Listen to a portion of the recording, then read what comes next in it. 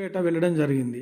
ఆ సందర్భంగా కాపు రాజయ్య గారి కళాభవన్ సందర్శించడం జరిగింది.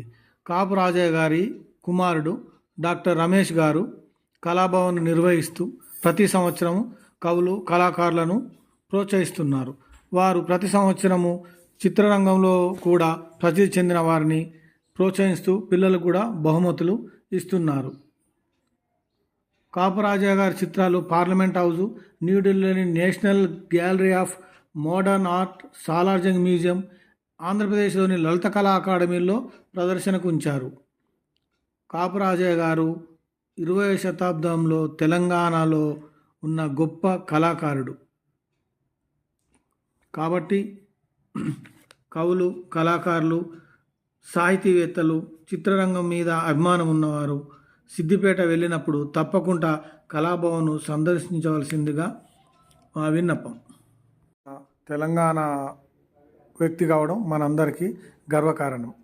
ఆయన తన చిత్రాలతోటి తెలంగాణ జీవన వైవిధ్యాన్ని, బతుకమ్మ పండుగలు, బోనాలు మొదలైన పండుగలను, మన సంస్కృతి, చరిత్ర ఆయన పెయింటింగ్స్లో అభివ్యక్తీకరించేవాడు. సిద్దిపేట వచ్చిన వాళ్ళు ఇదంతా చూడాలని మా యొక్క విన్నపం. శతాబ్దంలో పేరెన్నికగన చిత్రకారుడు ఆయన.